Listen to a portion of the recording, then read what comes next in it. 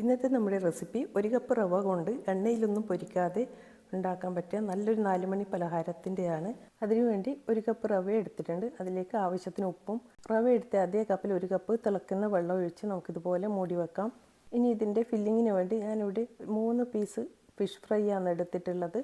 അതിൻ്റെ മുള്ളൊക്കെ കളഞ്ഞ് നമ്മൾ ഇതുപോലെ ഒന്ന് തൊല്ലിയെടുക്കണം.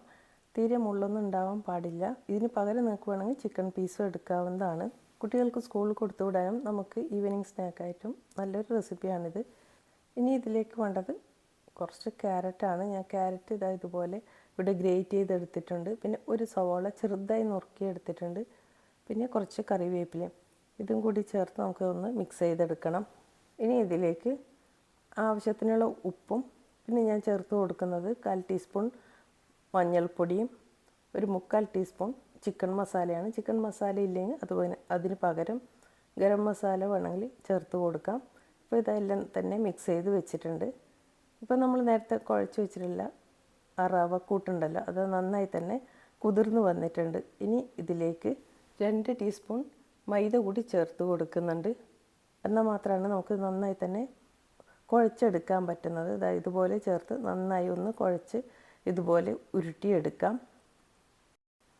ഇനി ഇത് ഒരു പ്ലേറ്റിലേക്ക് വെച്ച് ഇതുപോലെ ഒന്ന് പരത്തിയെടുക്കണം. ഇത് പരത്തിയതിന് ശേഷം നമുക്ക് ഒരു ഗ്ലാസ് വെച്ച് ഇതുപോലെ കട്ട് ചെയ്തെടുക്കാം. ഷേപ്പിൽ ഇതുപോലെ കട്ട് ചെയ്തെടുക്കാം. നമുക്ക് ഓരോന്നായി ചെറിയ ഉരുളകളായി പരത്തിയിട്ട് വേണം എടുക്കാൻ. ഞാനത് വളരെ പെട്ടെന്ന് ഉണ്ടാക്കിയെടുക്കാൻ വേണ്ടിയിട്ടാണ് ഇതുപോലെ പ്ലേറ്റിൽ പരത്തിയെടുത്തിട്ടുള്ളത്. ഇനി ഇതിൽ നിന്നും ഓരോന്നായി നമുക്ക് അടർത്തിയെടുക്കാം.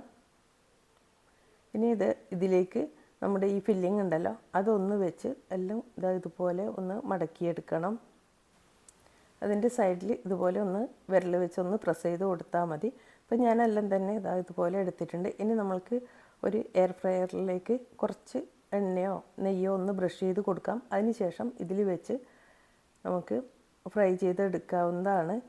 ഞാനൊരു 10 മിനിറ്റ് സമയം ഫ്രൈ ചെയ്യാനായി വെച്ചിട്ടുണ്ട്. അതിൻ്റെ ഇടയിൽ ഒന്ന് തുറന്ന് നോക്കിയതിന് ശേഷം അതൊന്ന് തിരിച്ചിട്ട് കൊടുത്തിട്ടുണ്ട്. അല്ലെങ്കിൽ നിങ്ങൾക്ക് സാധാരണ നമ്മുടെ വെളിച്ചെണ്ണയിൽ ഒന്ന് ഫ്രൈ ചെയ്തെടുക്കാവുന്നതാണ് കേട്ടോ. നമുക്ക് വളരെ പെട്ടെന്ന് തന്നെ ഇത് ഫ്രൈ ചെയ്തെടുക്കാം. അല്ലെങ്കിൽ ഒരു സ്റ്റീമറിൽ വെച്ച് ഒരു 10 മിനിറ്റ് സമയം നമുക്കിതൊന്ന് ആവിയിൽ വേവിച്ചെടുക്കാവുന്നതേ ഉള്ളൂ. പക്ഷേ ഇതുപോലെ ഫ്രൈ ചെയ്യുമ്പോഴും നമ്മൾ ഓയിലിൽ ഫ്രൈ ചെയ്തെടുക്കുമ്പോഴാണ് ഇതിൻ്റെ പുറംഭാഗം നല്ല ക്രിസ്പിയായി ഉണ്ടാവുക. ഇത്രയേ ഉള്ളൂ ഇന്നത്തെ വീഡിയോ. Thank you.